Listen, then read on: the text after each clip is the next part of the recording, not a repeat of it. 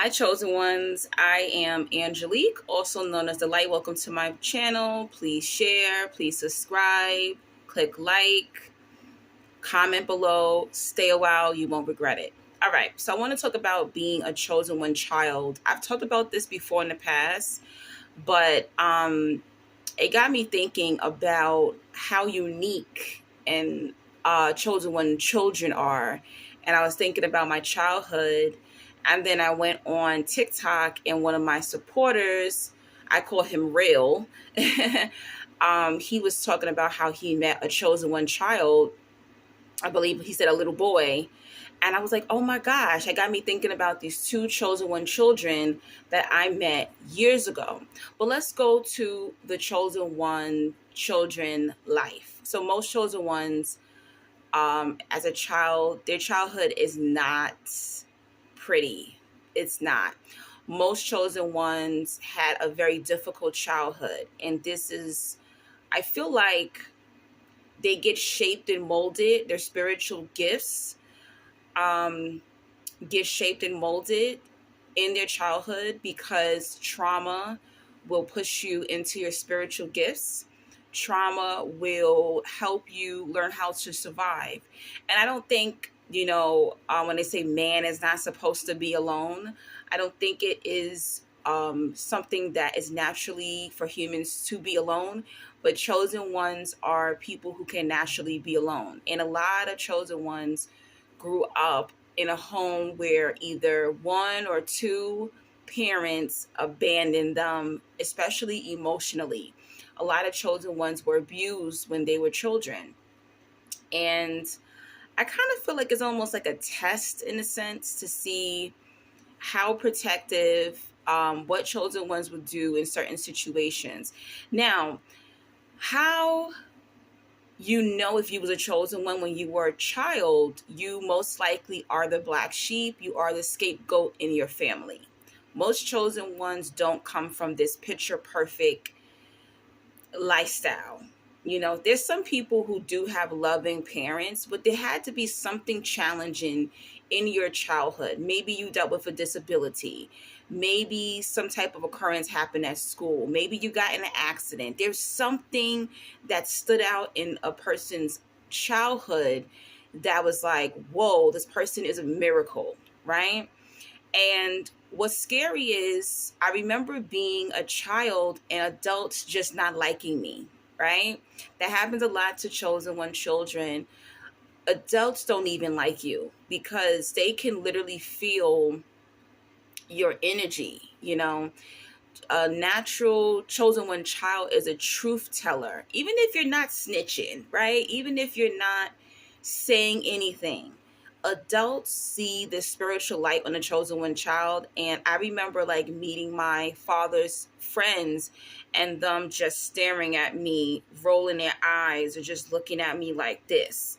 And I'm going like, hiding behind my dad, like, whoa, like, letting my dad know I was uncomfortable with this man or woman that he had me around. And it's happened a lot. My dad my dad sniffed coke and did, pills and weed and alcohol and all these things. So he had a lot of druggy type of friends, basically. He had a business and he was a correction officer, but he partied hard, Sagittarius. He partied hard and, did drugs and all these different things. And so he was around a lot of negative energies, a lot of demons and stuff like that. And, when you're high and you're drunk, you're not really conscious of who you pick to be around you. So there were times when my father would bring me around these spirits and they would just be looking at me like, it's almost like these demons in these people know that you're chosen. So adults did not like you when you were a child. You didn't have to talk to them. You didn't have to violate them. You didn't have to do anything to them. Your teachers, a lot of your doctors and your teachers, they did not like you. I remember having a couple of teachers that was just went out of their way to be mean to me. And I was just like, what is this? And I would go home and tell my mom, like, Mommy, I don't know what I'm doing. Why is she being mean to me? They don't like your energy. They don't know why. And it's because the light, the spiritual light in the chosen one child convicts these demons, and they feel like you're going to figure them out. They think you figured them out already, actually. They think you're going to figure them out, or you did figure them out. You're going to rat on them. You're going to expose their true character. Or the chosen one child's light actually exposes these demons, basically, and the demon does not like that light. They do not like God's light in these children. Also, sometimes these adults are doing other things, being abusive to other children, and they know that the chosen one child is going to be the child that tells, that is not going to be down with the abuse, the physical abuse, sexual abuse, anything that is going on. They know that the chosen one child is going to be the one who's going to expose it, or let the other children know, hey, what they're doing to you is not right. You know what I'm saying? So I remember just teachers not liking me, doctors not liking. I remember my own pediatrician bullying me. Just like, I would leave the room. My mom would leave the room, and the doctor sometimes would, be weighing me or something. And the doctor would be like, you eat too much and you're so fat and you're this and you're that. Like, you don't talk to a child like that. You talk to the child's parents and tell them, listen, your child is gaining weight. Let's get her on a diet plan. And this woman would be so mean and nasty. I remember I hated going to the pediatrician. I would go home and just cry and cry. My mom's like, what's wrong? And I'm like, nothing, so, and it's crazy because the chosen one children, they do not tell a lot. They don't tell a lot, but if you feel you have a chosen one child, watch them.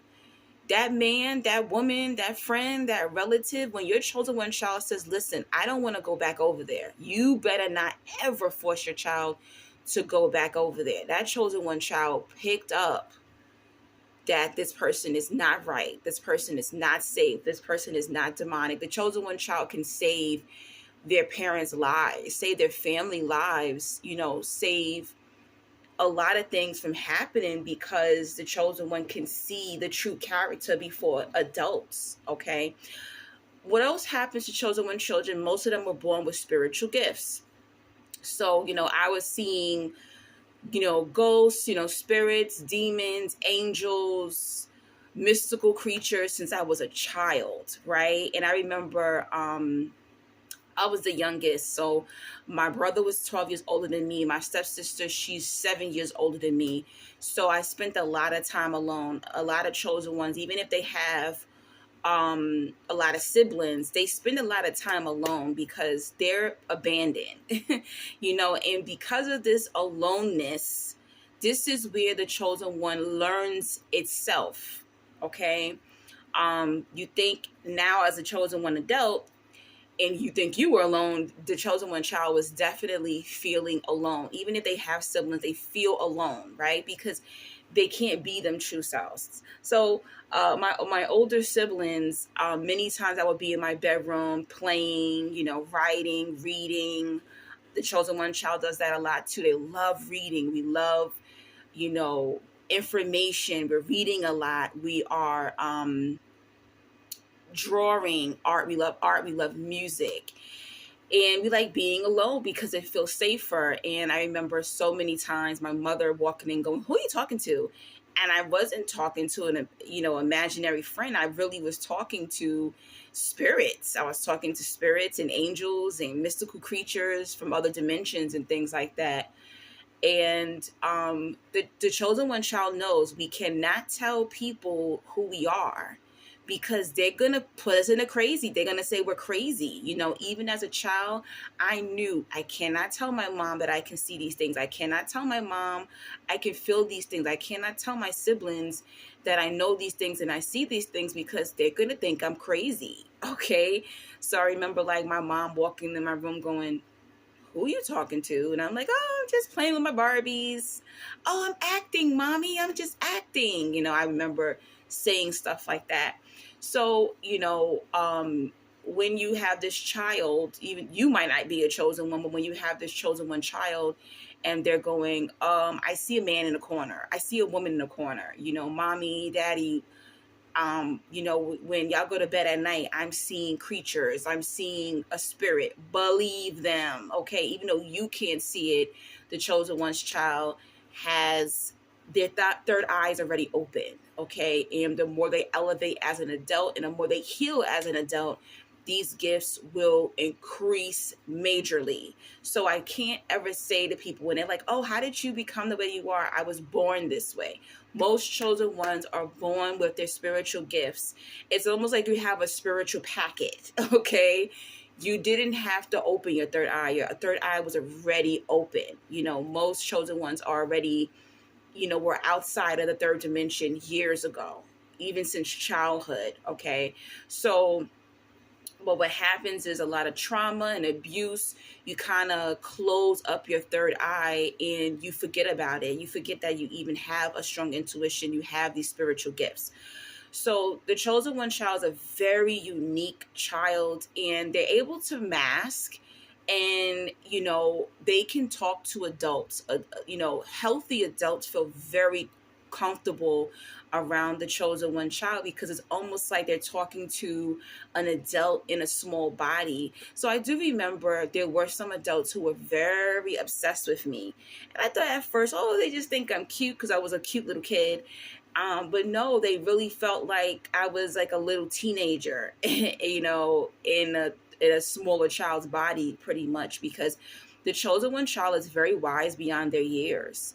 They can be around a 90-year-old and they can have a conversation. They can be talking to a 60-year-old. They can have a conversation. They can be talking to a 6-month-old, and they can have a conversation. The chosen one is very fluid.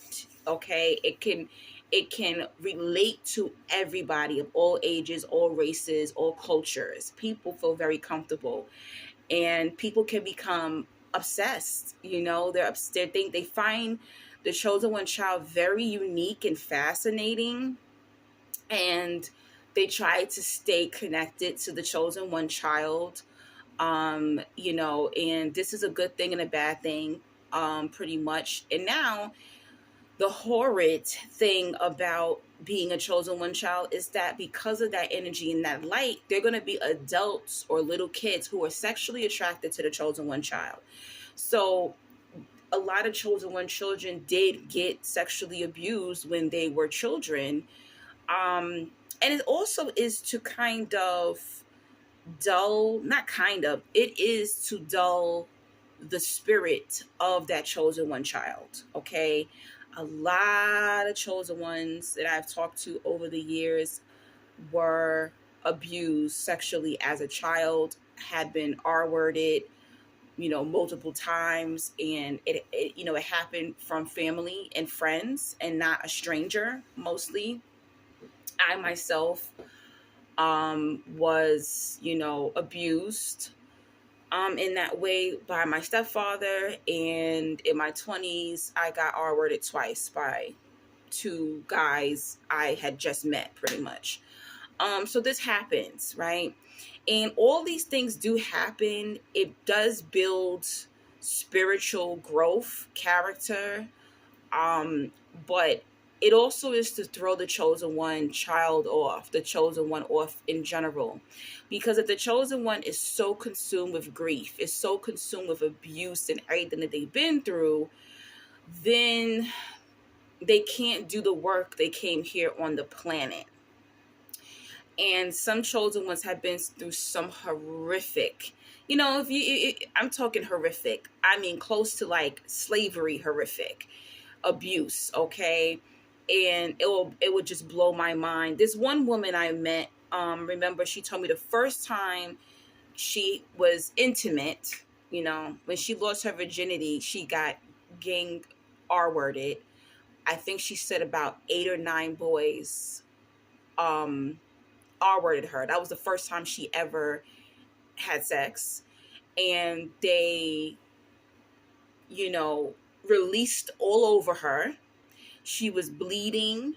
And when she got home, her mother beat her and told her it was her fault that she got R-worded. When I tell you, I was bawling, I was crying. And this woman today, she is a social worker, and she definitely is a chosen one. and she has done a lot of healing work. She even got locked up at one point, in her life. Her life story is amazing. All right. Most beautiful woman. I wonder how she's doing. She was one of my clients years ago, and it just so happened that she worked with my first cousin who's freaking demonic, because that cousin's a social worker. And she just so happened to know her because they worked at the same firm or something like that, same company. But this woman's story, I will never forget it. And she was the most beautiful spirited person I've ever met. I will never forget her. But a lot of these horrific things, this is why I think whoever created the word chosen one, the title, I see why they chose it, because of how Jesus died on the cross, and they nailed his hands and they nailed his feet, and they put a crown of thorns on his head. A lot of chosen ones have been through some really horrific, torturous things as a child, as a teenager, and not just as an adult, but it started when they were a child. Okay. And it's very, very, very disgusting and sad. And it's things that happened to me as a child. Not all of my childhood was bad, but a lot of things happened to me that I repressed. I didn't remember it until I started actually doing healing work. And I was like, oh my God, that happened to me. I didn't remember, because my brain, when you have such horrible trauma, your brain, what it does to protect you, it will make you forget. Right? But it's not really you forgot, it's just stored in your subconscious, right? So this is something. So usually, the indigo child, the chosen one child, the magical child, the spiritual child, they're going to seem weird to people. This child doesn't feel comfortable. Your chosen one child, or you who was a chosen one child, you didn't feel comfortable doing wrong. It's like, even if you thought of stealing something or cutting school, or, going to go sleep with that boy or that girl in high school or junior high or something, the chosen one child wants to be naughty, but they're like, let me not do this. And a lot of times, the reason why the chosen one child is like, the chosen one is supposed to be the blueprint. We're supposed to be the example. So there's always this heavy, guilty thing that the chosen one child feels. And I always felt this. I didn't find pleasure and fun in a lot of things that my peers were doing. For example, I remember, like, of course, I was attracted to boys. I've always loved boys since a little girl, but I remember like being 12 or 13 and going with my friends, and they're like humping some guy on the couch and making out with them. And I really didn't find that fascinating. So there were certain things that my friends were doing at a certain age that, even though I had hormones, it was just like, I really don't see the fascination in that.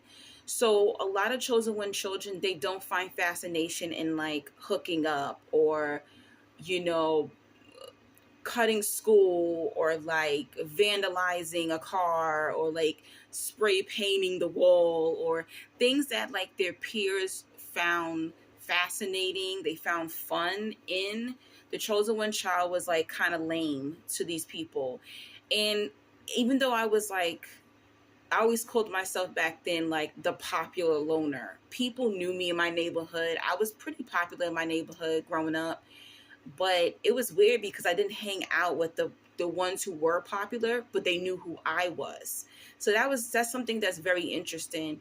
A lot of people, they know who you are, chosen one. They know who you are. You actually stand out.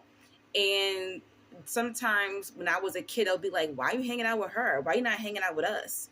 Because they feel the chosen one's energy and it's lit. Okay, the chosen one's light is popping.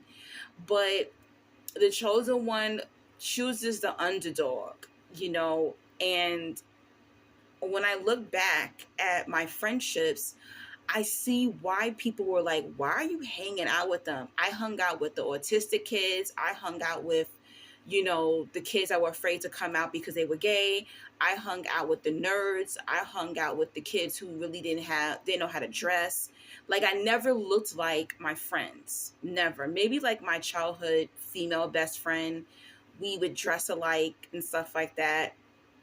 We were both middle class, that type of thing. But all my other friends, and even up until my 20s, you kind of would look and be like, that's your friend? Because chosen ones like to be around the underdog. Chosen ones actually come here and we kind of make people feel comfortable. Like, look, you don't have to be the most prettiest or the most good looking. You don't have to be the skinniest. You don't have to be light skinned. You don't have to, you know, be like everyone else to be cool. So that is also something that I noticed. Sometimes your chosen one child is going to pick a child that you're going to be like, baby, you sure you want to hang out with them? So that's something that I noticed. Now, when God is going to use you as a chosen one adult to talk to other chosen ones. But let me tell you something that is very unique that happened to me when I was a kid that didn't make me feel crazy, because I had spiritual gifts, and some of my spiritual gifts have to do with clairvoyancy and, psychic abilities, right? And so when I was 12 years old, my parents got divorced. So, but of course, I still had good health insurance under my father. Um, and my mom was like, listen, you're gaining a lot of weight. You seem very depressed ever since this divorce. I'm going to book you a therapist. And I was like, I don't want to go to a therapist. Isn't a therapist for crazy people? My mom was like, nope, I got myself in therapy. You're going to go to a therapist. So she books me this therapist. And this therapist was in a town called Forest Hills, Queens in New York. And I love Forest Hills. I still hang out in Forest Hills to this day, right? I shop there, hang out there. It's a little bougie white area, but you do see Black people over there who got money, Spanish people and stuff like that. But it's a predominantly white area. But anyway, so my mom, we would hang out there all the time. We would go out to like Uno's Pizzeria and eat dinner, and there were like these little magical shops over there. See, I didn't realize how spiritual my mom was. It was just normal to me. And she always take me to these little cool little boutiques in Forest Hills and stuff. So I was really excited, like, oh, she found a therapist in Forest Hills. So anyway, she takes me to Forest Hills, and there's like these cobblestone streets in Forest Hills past the Long Island Railroad. So we're walking back there, and I'm like, oh, this is so cool. And we come to this beautiful office, right? So I go in, and the therapist is like this hippie looking woman. She has like incense and oils burning in her office, and she has gray hair, very long gray hair. She's kind of like thick, not fat, but she's kind of thick. She has on like the whole bohemian clothing. She's giving hippie, okay? Or like white witch, just put it that way. And I'm looking around her office and stuff like that. And I'm going to say maybe the first 2 sessions with her, I barely talked, right? And she said to me, can I talk to you for a minute? And I'm like, okay, like, all right. Because literally sometimes our sessions would be me like barely talking to her. Like, she was literally had to break me down. So she said, do you know what a psychic is? And I said, yeah, I do. And she said, okay, well, what is a psychic? I was like, oh, they know things that they probably shouldn't know. And she was like, okay, all right, I got you. And then she said, well, I have spiritual gifts. I would be considered a psychic. And I said, oh, okay. She said, are you comfortable with that? Because there's going to be some times that I'm going to know exactly what you're thinking. And I said, all right. So in my head, I'm going, this lady's full of shit. Anyway. And guys, I'm telling you, I would be sitting there just looking around the office, and I would think about something, and she would know exactly what I was thinking. And I would look back at her like, how did she do that?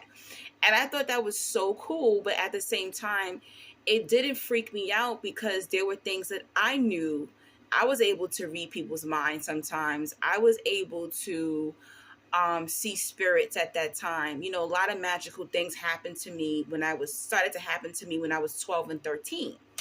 But anyway, probably by the third or fourth session, I broke down. Oh, I want my family back. I feel like it's my fault they got divorced, and I'm crying, snots falling out my face and everything.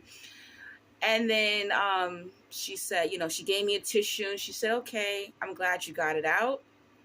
And then 4 sessions, she took me back out into the lobby with my mom, and she said, "She's done. I don't need any more sessions with her." My mother said, "What? How is she done? She only had 4 sessions. Are you sure?" She said, "Yep, she's okay. She's good. She's going to be fine." And I was just like, okay. And that was it. That therapist released me. That was it. And I never forgot that woman. I don't know. She looked like she might have been 60 years old. So that was years ago. I was 12 years old. So I'm 40 now. I'm going to be 41 in 14 days. Yeah. So that lady might be dead. She might be alive. But, you know, hopefully she's alive and well.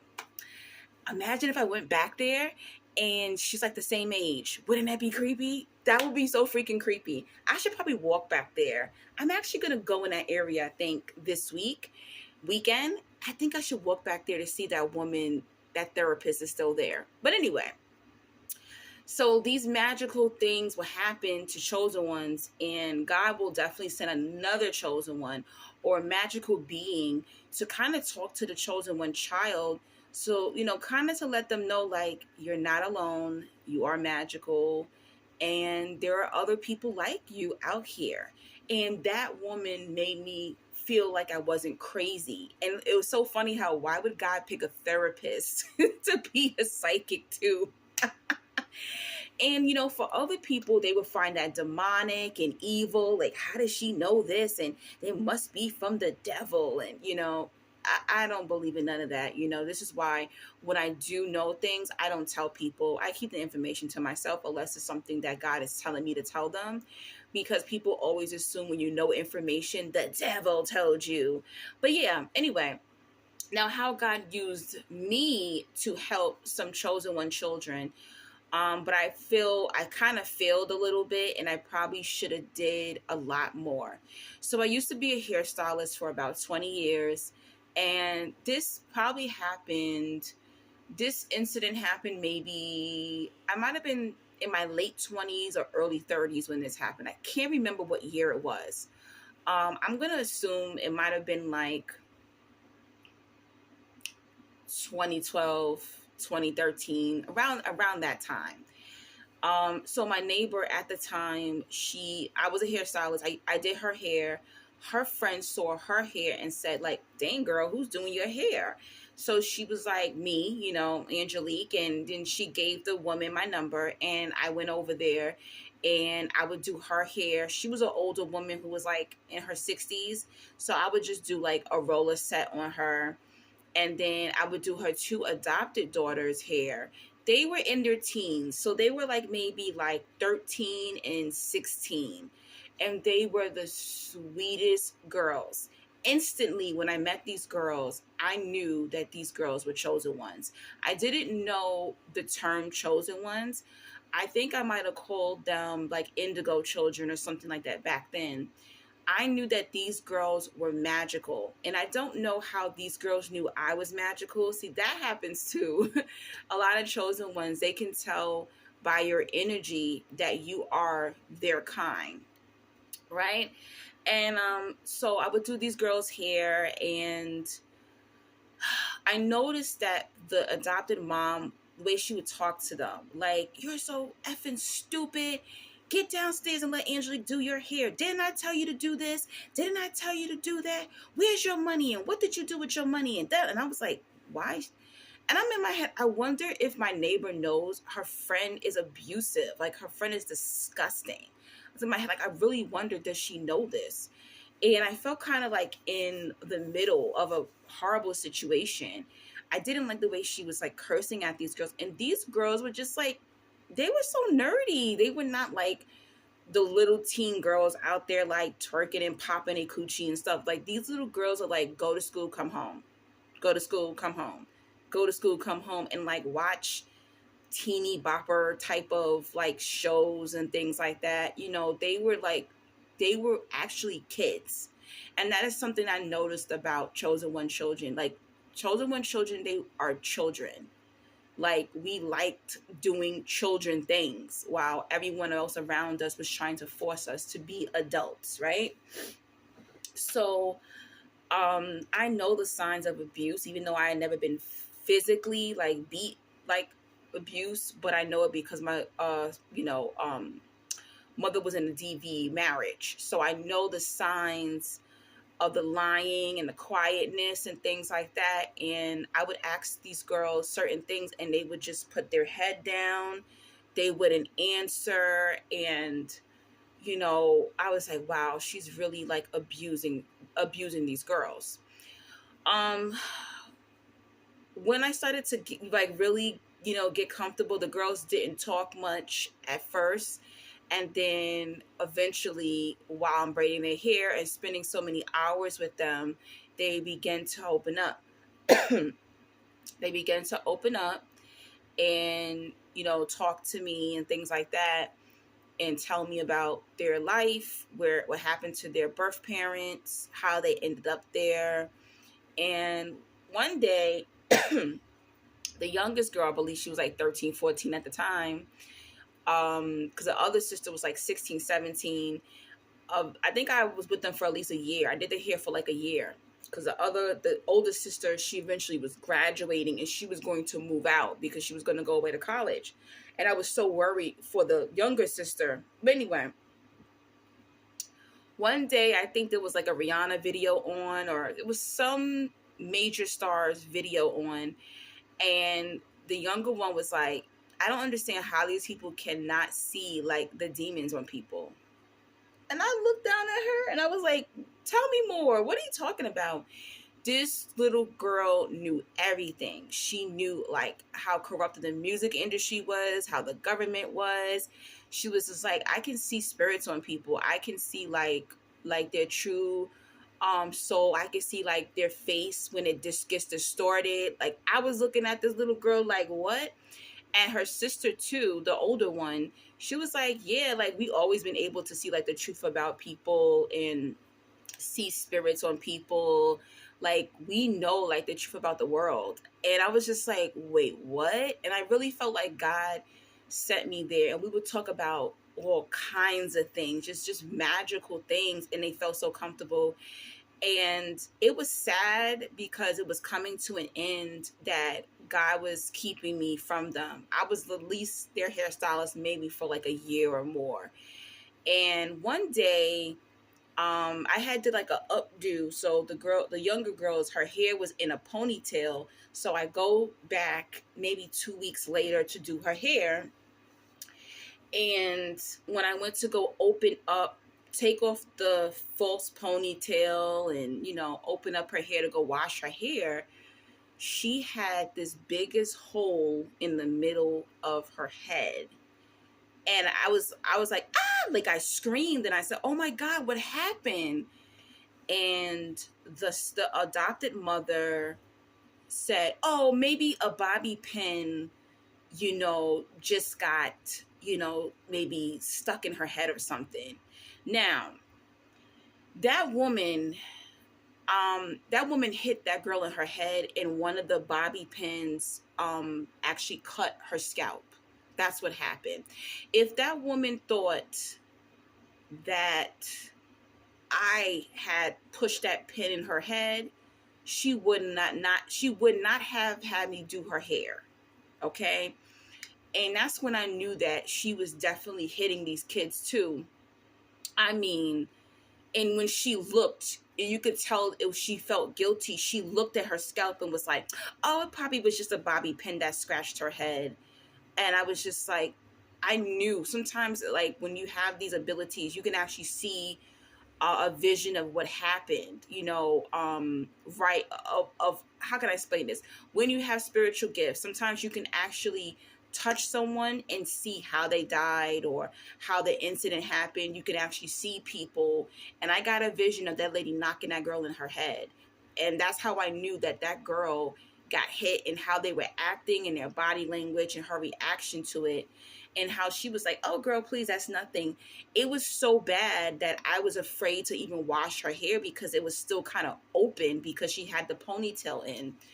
But I washed her hair, I put like peroxide and cleaned the cut and everything, and gently blow dried her hair around that scab. And I actually was like, I really don't want to do her hair. Like, she needs to let that heal properly. It was just terrible. I don't know if that woman knew I was on to her, but like a little bit after that, she stopped booking with me, and she started to get the little girl braids, and then the other girl was going off to college anyway. But I was glad that God sent me, and I remember telling them, because I remember they were brown skinned little black girls, and I remember them saying how ugly they were, and I used to be like, "You're not ugly, you're so beautiful, don't you ever say that." And she used to be like, "No, I wish I was like your complexion." I would cry and be like, "Stop it, you're so freaking pretty, y'all are so pretty." And I used to be like, "Well, I wish I was skinny like you," and they would laugh and stuff like that. But when you meet these chosen one children, talk to them, breathe life into them, encourage them, because they need it. And I'm very sure, chosen ones, you can remember when you were a child, there's this one adult that you met that just really took the time to talk to you. They didn't try to abuse you. They didn't try to dull your light. There's got to be at least one story that you have that, dang, I remember how this person was so nice to me, and even it was crazy. Last year, I was in a restaurant and I saw one of my father's ex-girlfriends. And my dad used to get so drunk, drop me off to this woman's house and leave me there, right? And instead of spending time with me, and that woman and her daughter were so nice to me. I happened to see them in the restaurant, and I hugged them and I thanked them. "Thank you. I was never abused in your care. Y'all took me shopping. Y'all took me out to eat. Like, they treated me like a little doll. Like, they loved me." I said, "Thank you for being so kind to me." And they were like, "Stop it. We're going to cry. That's so sweet." And they're in their 60s and 70s now. You know what I'm saying? So I'm just very thankful that there were certain people that God sent in my life as a chosen one. And keep eyes on children. Children cannot protect themselves like adults. And you have to understand, when you see a chosen one child, they are going through it. Okay. Even if they have loving parents, they're going to be tested at school. They're going to be tested in society. There's going to be some type of abandonment, some type of abuse, some type of outcasting that happens in a chosen one's life. No chosen one. If you had a perfect cookie clean type of life, I wouldn't consider you a chosen one, because chosen ones go through horrific things and challenges in life before they become an adult, and even up until they die. Chosen ones go through things. Okay. And it's okay. It's all right. I know a lot of people really want to be a chosen one, but I'm telling you, this is not a life that you want. All right. This is a very difficult life path to live in this lifetime. And it's okay. It's fine. You can still be a spiritual one. You can still be an indigo, or you can still be just you. You could be an empath. You don't have to have this title, because this is a lot of suffering, a lot of long suffering, a lot of sacrifice, a lot of abandonment, a lot of abuse when you're a chosen one. So please don't label yourself that. If you've never been challenged in your life, if you never had to be outcasted in any form in your life, please stop saying you're a chosen one. So look out for children, chosen ones. That is definitely part of your gift. And the reason why you're here is to protect children, because children cannot protect themselves like adults. look out for children. And if you came across a magical child, a gifted child, spiritually gifted child too, make sure you talk to them. Sometimes they have messages for you, all right? A lot of chosen ones were born to help their parents grow, all right? Both my parents developed rapidly because I came into their life. All right. I taught them lessons and things that they're like, how the hell do you know this? You know, my mom always told me, like, how do you know this? How are you this wise? You're 13. Like, I'm the mother, you're the child. So yeah, please make sure you watch out for children, and you're gonna see that twinkle in their eye. You're gonna know, you're gonna feel that aura. And a lot of chosen one children, they're gonna feel your aura too. They're gonna come to you. All right. I've had children just come and hug me and not want to leave my side and cry when it was time for me to part from them, because you really change children's lives, chosen ones, when you come into their life. But anyway, I'm so sorry that this video was so long, but I really wanted to get this out, this beautiful message out about children and how magical they are. And then maybe as a chosen one, you're not good with children. Maybe you're good with animals, insects, birds, you know. I'm more like a child whisperer, not a dog whisperer.